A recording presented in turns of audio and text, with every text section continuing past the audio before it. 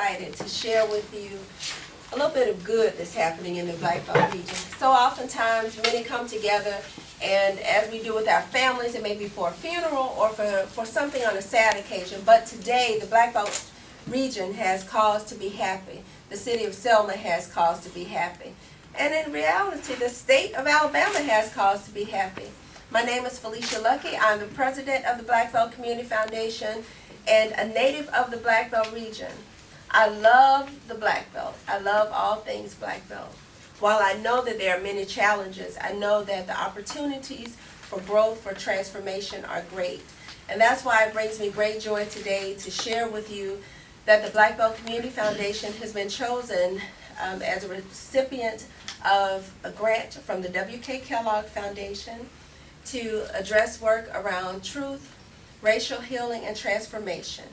We are extremely excited. $3 million, y'all. It sounds, everybody's like, okay, but it is really and truly just a beautiful thing that this region has $3 million that it had not seen before.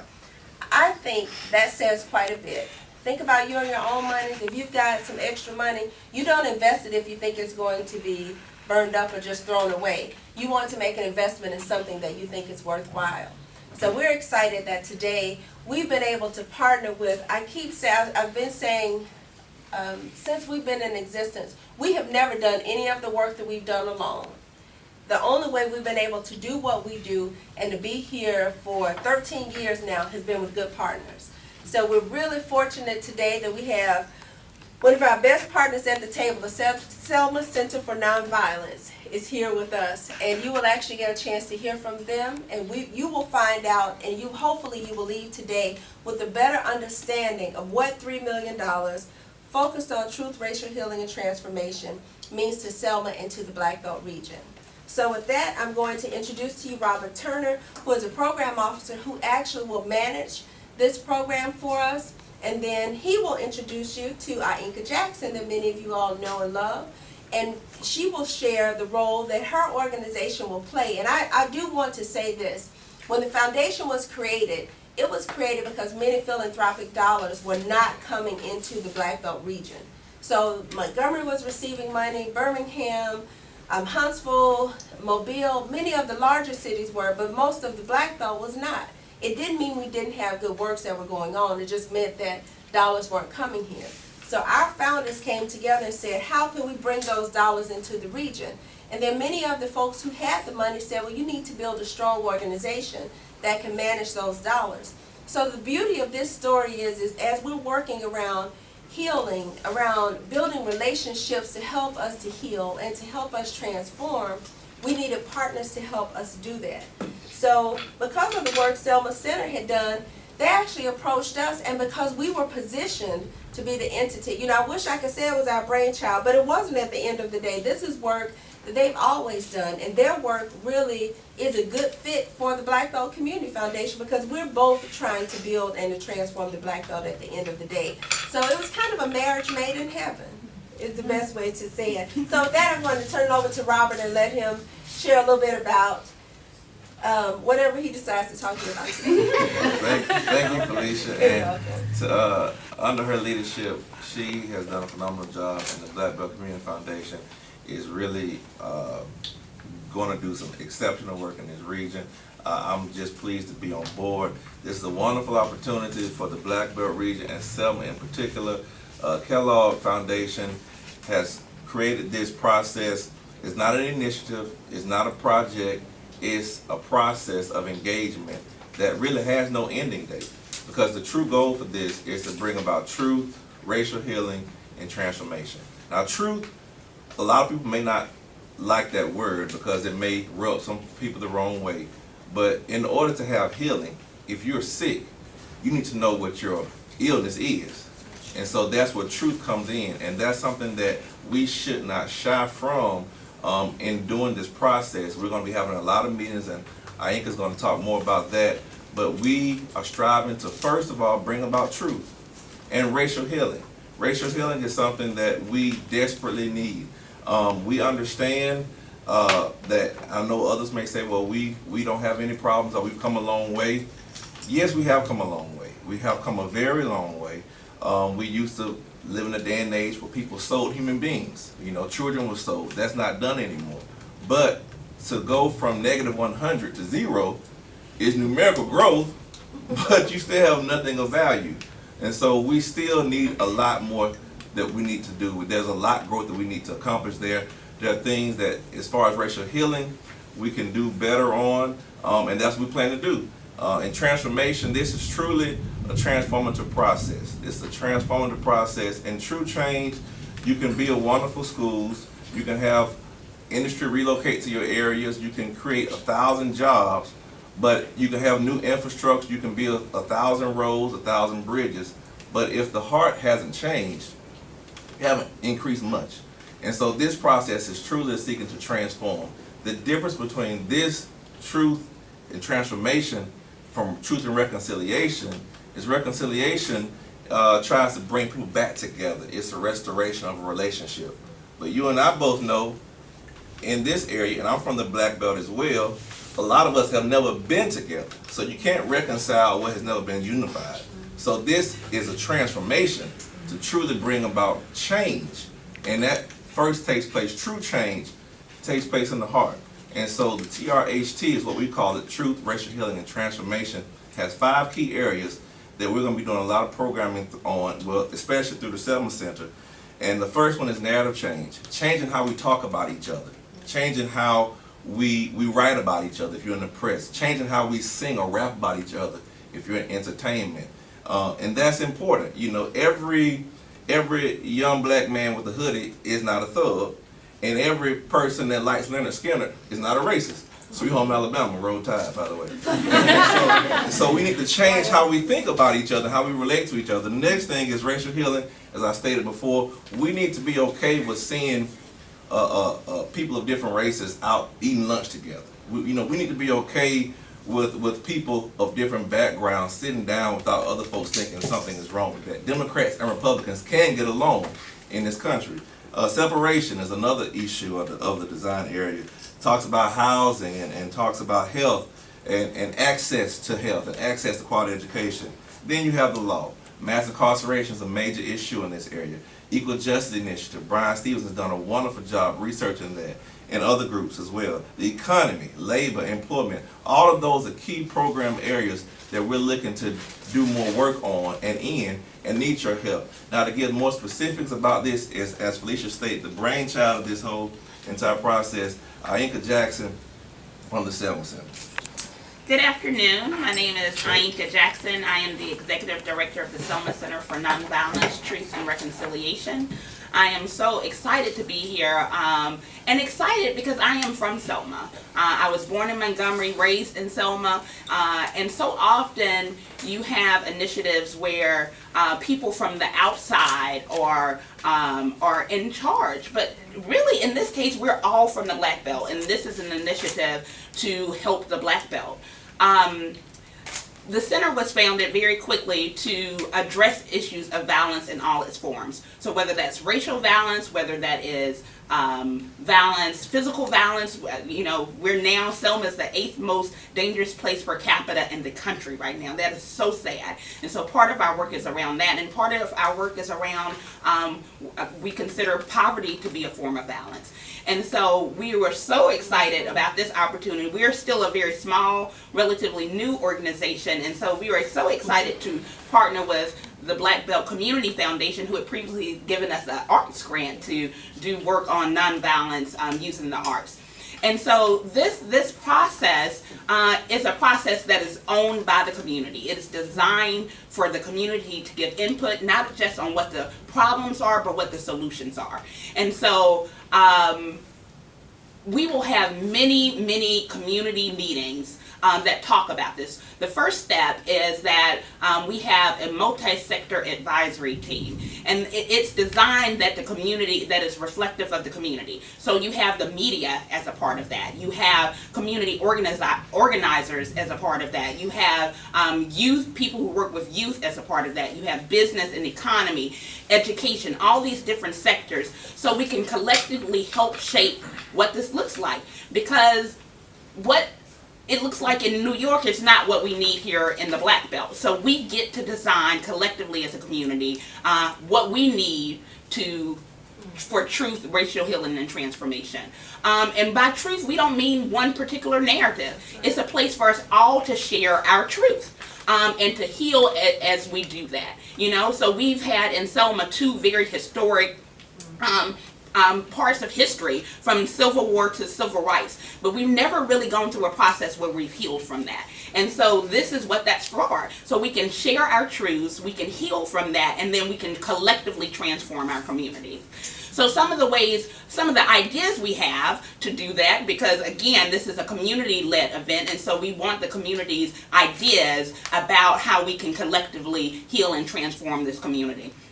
So, for example, with narrative change, some of the things we talked about are simple things like doing blogs, and not just from us, not just from the people on the multi-sector teams, but also from community people who have thoughts and ideas about these things, including radio programs and community dialogues where we just talk about, I recently met with someone who talked about what it looked like. It was a Caucasian person who, you know, I love, wonderful person, but he talked about someone being in a hoodie coming into the store and how that made him feel.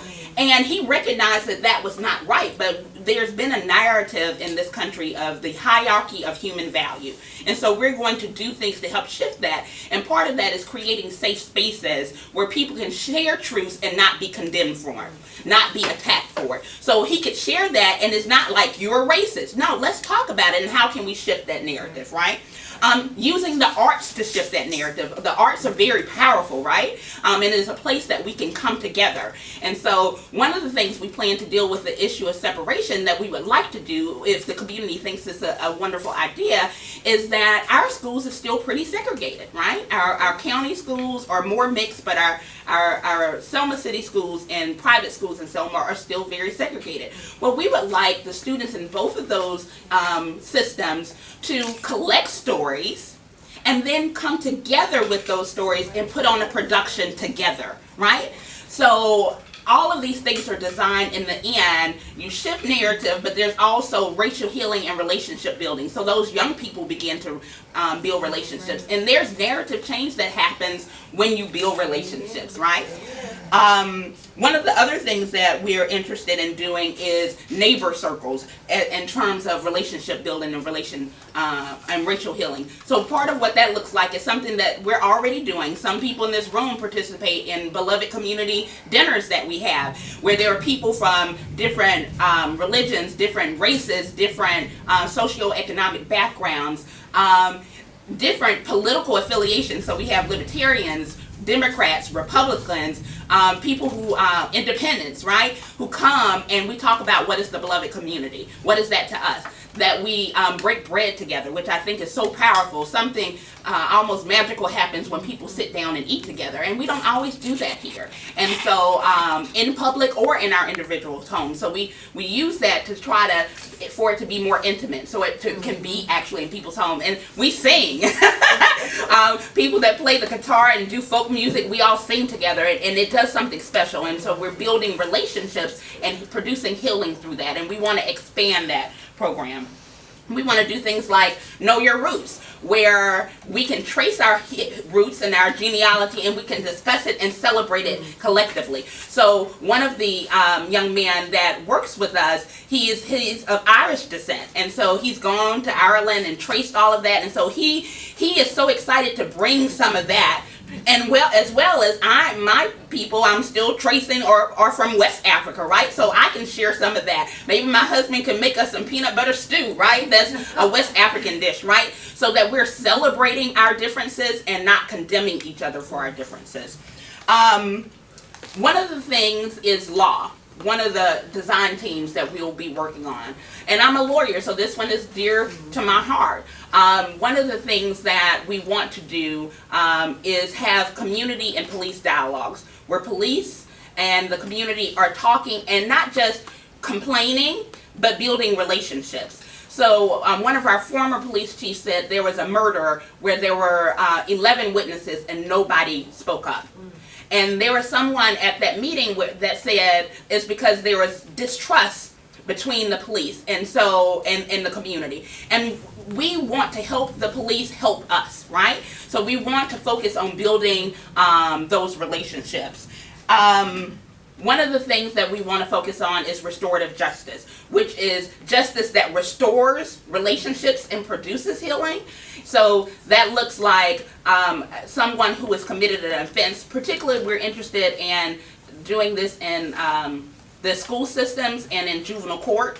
So if there's a young person who is a committed offense, that the victim has voice, is able to share, how that made them feel, what it did to them, and then the offender then has to make amends with the victim as well as the community. Because when we offend, we don't just offend the victim, our whole community is impacted, and we're clear on that. So we have to create ways that, and our ordinary justice system is a system built on punishment, and not that there's not a place for that, but we have to restore our community, and restorative justice helps to do that.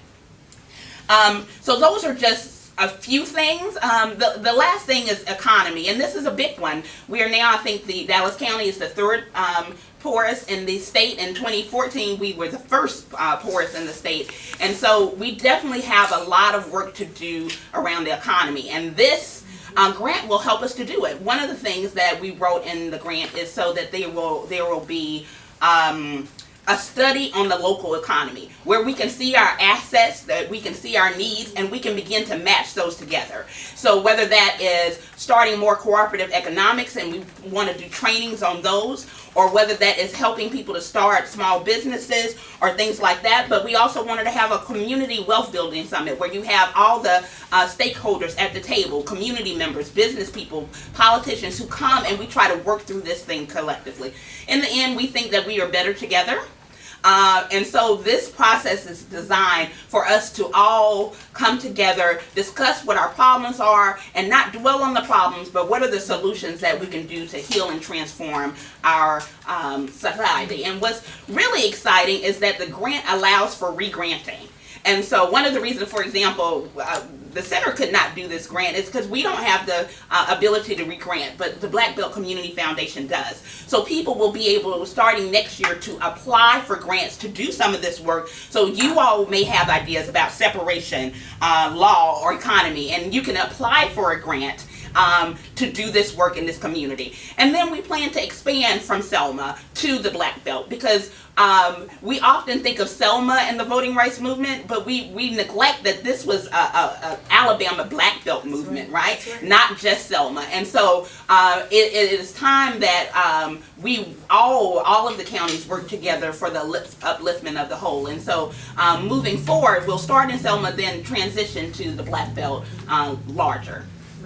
And before we move to questions, I did want to just point out a couple of things. I mentioned earlier it was a $3 million grant. One of the greatest gifts that we're getting in this grant is that we will have an endowment that will be seeded through the grant. And it's actually seeded at $800,000. It is issued to us on a challenge basis. So we have to raise $800,000 to receive $800,000, giving us a total of $1.6 million to sustain this work into perpetuity. So that means it shows you just how serious the Kellogg Foundation is and how strongly they believe in this work. So for some, it may sound like a lot of, for some folks, it's hard to really put their fingers on it. But when you have investments of this magnitude coming into this region, and not to just fund this work for a finite period of time, but to want to fund it so that it goes on when even I'm not here any longer. I think that says volumes about the support of this work, about the belief and the power in what this work can do. So I just didn't want to leave that hanging, because I think that's too critical of a piece. And along the way, we're going to need help to do that. So we'll be asking y'all for help. Every dollar will count, because we can't let $800,000 go back. We've got to raise $800,000 to get $800,000. We've got about 3.5 to 4 years to do it. We feel that that's something we can do because it's very important. I can't do it alone because I don't get paid that much, but collectively, if we each put our dollars and our dimes and our pennies together, we can definitely do it. We've always had to take what we have to make what we need, so we're on board to do that same thing now. But I also wanted to point out that Selma and the Blackbelt region is one of 14 organizations chosen by the Kellogg Foundation throughout the nation. And if there's ever been a time for us to rejoice, this is definitely one. As I mentioned earlier, in all of what was done, but I think that was key to it. And let me just add that that is absolutely the case. One of the consultants that were on the first phone call that we had, when we talked about Selma and our organization not having the capacity to do this grant, I mentioned Blackbelt Community Foundation, and she had heard of Blackbelt Community Foundation, and she lives in New York. So it speaks to the testament, it's a testament to what the work that the Blackbelt Community Foundation has done in laying that groundwork over the last decade and more. I have a question. What would be the process of involving the faith community in these conversations? And can you talk about the role of the faith community in this? I would love to answer that question. Being a pastor myself, when I initially read the goal is to truly change beliefs and the heart, that's something that I feel the faith community has a particular amount of experience in, because that's what we seek to do every day, changing hearts, changing minds, ultimately saving souls. And so I think that there will be a huge opportunity for the faith community to be involved in this, especially when we start doing the re-granting process. I see a perfect match with that. Of course, we have to be reviewed and approved, but I do. So if you are a faith community and you are out there, please, sir, please, ma'am, come talk to us, look up this information. We have to give you the information we have, and let's start talking to try to make a difference. And the faith community is also represented on the multi-sector advisory team. So, and that's not just Christian faith. Yeah, and so it's important to us that we hear from different parts of our community, including different parts of our faith community. That's our hand in the back. Yes. Yes, ma'am. Yes, ma'am. Ms. Jackson, in the beginning when you started talking, and I just love to take notes, you said something about,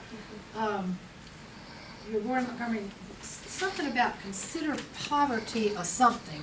A form of violence. A form of violence. Yes, Gandhi said it was the greatest form of violence. Yes, okay. Are there any other questions? I guess just kind of touch on the BBCF's role with this grant, and then the Selma Center for Nonviolent Truth and Reconciliation role. Just kind of what kind of role do you guys play in this? Well, I can be honest, the way I feel is that it is one project. Okay. And I say that because I think even though we're two different entities, we're all working toward the same goal of what we're trying to do. And it's really not as much of separation. We realize through the foundation, we have a small staff of around 5 individuals who are here. And doing work around truth and racial healing is not the area that we have the capacity to do it in. So as we've done with many of our projects, we reach out to those who are doing it and doing it well. And so we've got it right here in Selma. I was just saying to them earlier, how great that we don't have to go somewhere else to find what we need to make, to bring this project to life. Well, I don't want to say project, but to actually help us transform communities. We have them right here in doing that. So we've partnered with them to actually help make all of what you just heard Ainka talk about, to help make those things happen. So we were the grant team entity for it. So the grant was made to the Blackbelt Community Foundation. In our proposal, we explained that to accomplish the tasks that were lined out, we were going to work very closely, and we were going to do this work through the Selma Center for Nonviolence. But I don't want people to get the wrong impression that the Selma Center for Nonviolence gets $3 million or even $1 million, because that is not the case. Like you said, $800,000 is for the endowment. Right. There are also administrative costs. There's also re-granting. What we have been able to do through this grant is that we will be able to hire 4 community organizers part-time to help institute the work. But we are I guess maybe the lead partner with them, but there are going to be many partners. Exactly. Many partners. I guess so. The $3 million flows to you guys, Correct. and then for programs and things that you guys want to incorporate, that money goes from them to you guys.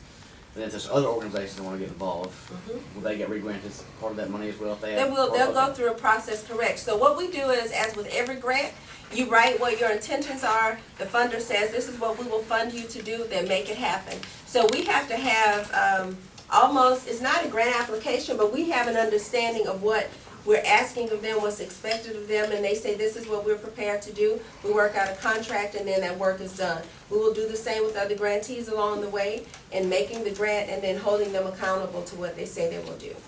And that's what we've done from day one. I always take pride, because my background as accounting is that the Blackbelt Community Foundation has had an unqualified audit report given to us every year. And that's because we've been accountable for every dollar that's come in. And that's what we have to do, is be good stewards of the money that we have. And we're still challenged oftentimes to get support from the entire community. But that's what we work to do. So when dollars come into us, it doesn't fatten our pockets. It goes out into the community, on the ground, to organizations who are doing the work. And that's what I wanted to add on to, absolutely correct. And I just hope the community sees the excitement that others outside of Selma have built towards it. You got $3 million investment. I would dare say there are not many businesses that bring in $3 million to the city of Selma on an annual basis. This is a huge economic opportunity. This is a huge social opportunity for us as a region. And on top of that, just last week we had another announcement about Head Start, which is another multi-million-dollar investment into this community. So this is a wonderful time to be in the Black Belt. And I want to first of all thank all the young people who are here, because you are who it's truly about. Let's give them a hand. It's truly about making your future brighter than what mine was. So when you walk into a department store, hopefully people won't clutch their purses. Or when you stop by the police, hopefully your heart won't sink. You know, this is truly about you and the next generation. Trying to bring that transformative change that we think we can do through this project. One of the other things I want to ask about was some of the reaction we got when we posted the story about the grant, where people were saying you can't just throw out money to fix racism and to heal the community. So I guess just for people out there that may say they're saying that, what can you say to them, kind of clear their mind? I just want to jump in quickly on the piece about throwing money out and racism piece, because we were talking about this earlier today, that while many folks think it is just about racism, it really is about racial healing. And those are two completely different things. It's easy for folks to grab racism because that's kind of like a little buzzword that everybody loves to say, but at the end of the day, we're really about this work is around racial healing. So I do think that, well, let me say, I got two pieces for you on that one. Recently was released as the South Grows Report, which talked about the underfunding of organizations in the Deep South, particularly the underfunding of organizations that are minority-led.